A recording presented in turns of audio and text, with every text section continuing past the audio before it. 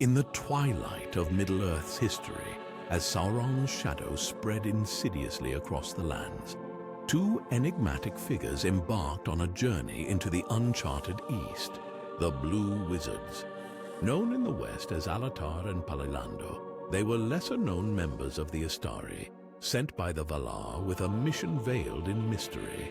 Unlike their counterparts, Gandalf, Saruman, and Radagast, whose deeds became woven into the tales of the West, the Blue Wizards ventured into realms scarcely documented, their stories whispered in lost tongues.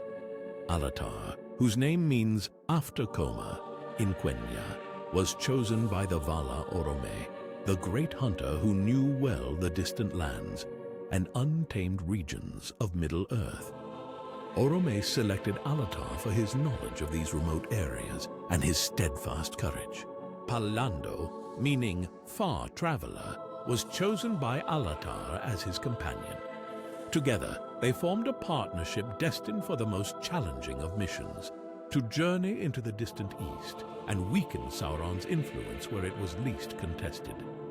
Their arrival in Middle-earth occurred around the year 1000 of the Second Age, a time when Sauron was rising once more, forging his dominion in secret.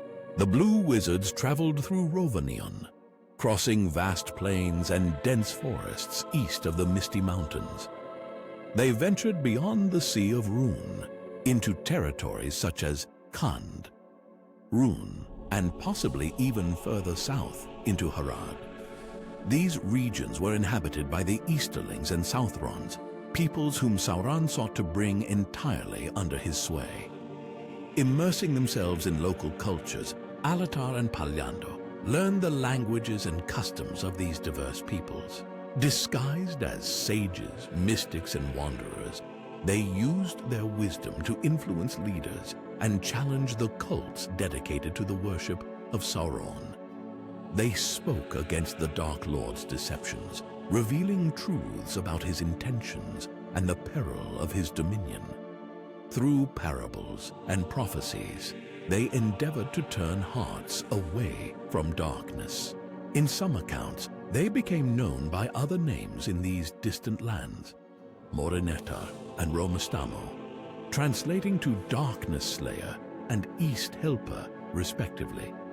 Under these guises, they established secret societies, teaching those willing to listen about the value of freedom and the dangers of tyranny. They inspired rebellions against oppressive regimes aligned with Sauron, igniting sparks of resistance in places where hope was but a whisper. Through careful counsel and subtle interventions, the Blue Wizards organized uprisings that diverted Sauron's attention and resources.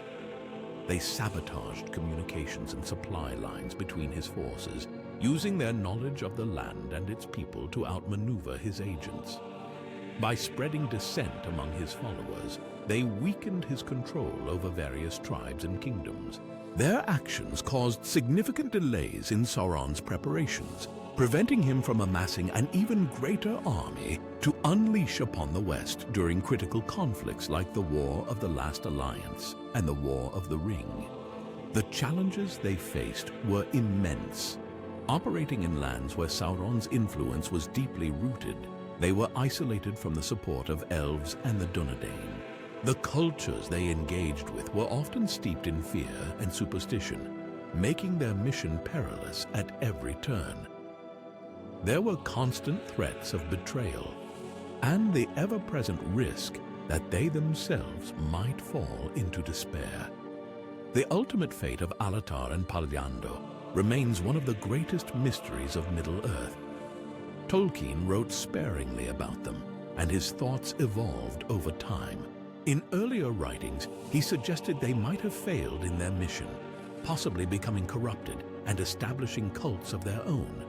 In Unfinished Tales, he notes, "What success they had I do not know, but I fear that they failed, as Saruman did, though doubtless in different ways." Yet, in his later reflections found in the Peoples of Middle-earth, Tolkien offered a more hopeful perspective.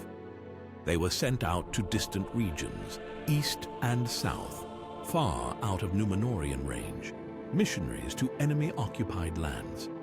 They must have had very great influence on the history of the Second and Third Ages.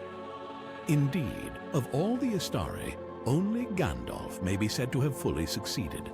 But surely the others played their part in weakening Sauron's forces. Their journey underscores the vastness of Middle-earth and the complexities of its struggles.